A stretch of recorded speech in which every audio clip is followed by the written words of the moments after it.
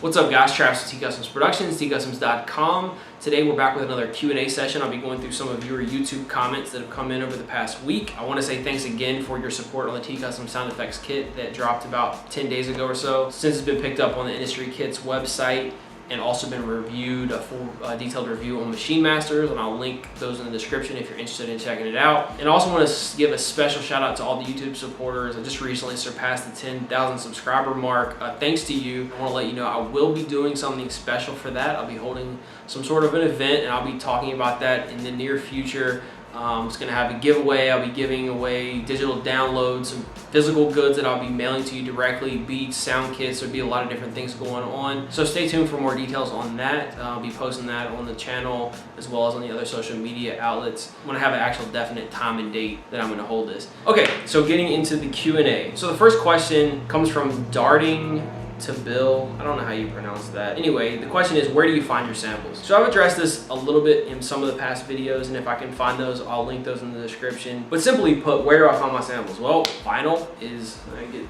the camera here. I've got a relatively small collection. I don't have any crazy awesome record shops around where I live, but there are a few spots that I go from time to time. I've hit up flea markets, yard sales and things in the past and found certain styles of music that could potentially be sampled. So obviously digging records, depending on where you live, you may have more resources than where I live. If you're in like a major city, always explore those options. As far as digital digging, e-digging, there's a lot of great resources online. You can do a Google search for this type of music that you're looking for. You look for similar artists. There's a lot of great blogs and forums out there that you can explore different types of music depending on what you like to sample. And that's pretty much it. I use Google and I use what resources locally that I have for actual vinyl records. Okay, so next question is from Sting, WWE. I got Sting commenting on my videos now. How do I switch from one pad bank to another? This was on my How to Sample in Ableton Live series, and later in that series, in part 2 and part 3, I introduced the MPD32 and I started talking specifically about that controller. And I get a lot of questions about my MPD. So if you want to shift your banks or shift your cells within Ableton, I show you how to configure that and set that up for your MPD. It's very easy to do, and once you have your drum rack set up, you can very easily highlight and select what cells that you want to be mapped to your drum pad, and you'll be able to trigger those 16 samples as long as that's highlighted. As far as the hardware on the MPD, how to change the pad banks, that's very easy. There's a control bank and a pad bank, and you probably already know this if you've been using the MPD for any length of time. You can shift between these A, B, C, and D pad banks here. That works to an extent. I think that will get you up to like 64 chops. I think it gives you 4 sets of 16. If you adjust those pad banks internally within Ableton and you get everything configured properly, you'll be able to shift up and down between 128 different samples. Next question is from Mike Cool. Nice video, by the way, but I need to know, is there Ableton for Windows or it's only for Mac? Okay, Mike Cool, that's a quick, easy Google search and you'll find that Ableton is compatible on both Windows platform and Mac platform.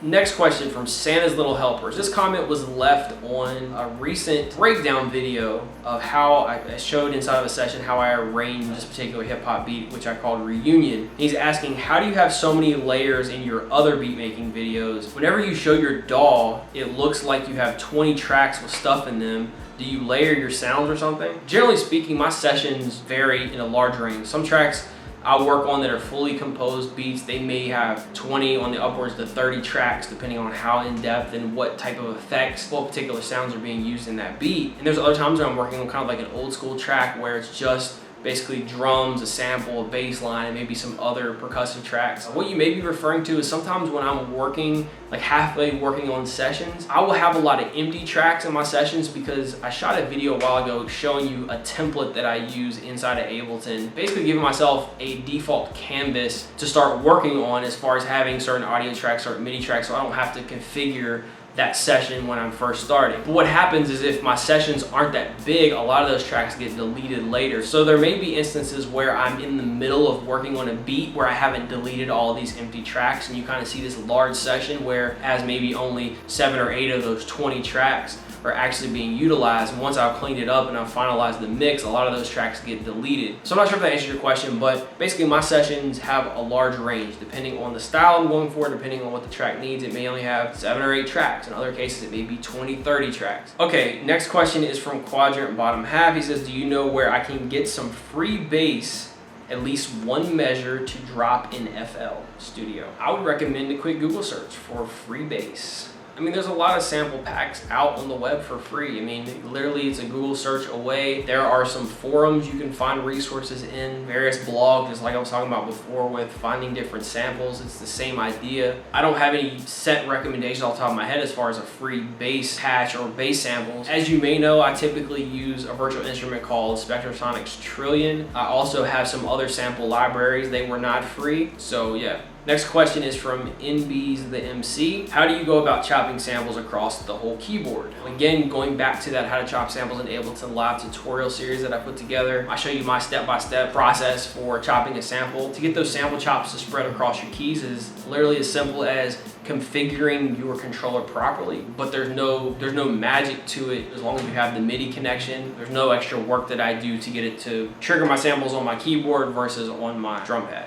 This is gonna be the last question. This is actually about, selling beats. This is from Untitled Productionz. It says, does myflashstore pay you once you sell a beat? Because I had trouble from a site called 50 Producers 50 States about getting paid for my beats. I don't personally use myflashstore, but this is a pretty simple answer as far as I know, unless they've changed anything. I don't think that they have or that they will. But yeah, they should give you an immediate payout just like some of the other services out. I've been using a similar beat licensing service called Soundgine that I have embedded on my site. If you've been to my site, you know the player or the system that I'm talking about. I think earlier this year I did a full comprehensive review on that and kind of talking through some of the features and why I like it, why I've been using it. Same with them, they have an instant payout. Some of the third-party sites, like I'm using BeatStars and BeatBrokers, I've talked about in a lot of past videos. BeatStars in particular, that was one of the issues. One of the things I didn't like about it was that there was a delay with getting paid out. So before, if you made a sale on BeatStars, you'd have to wait until I think the end of the month,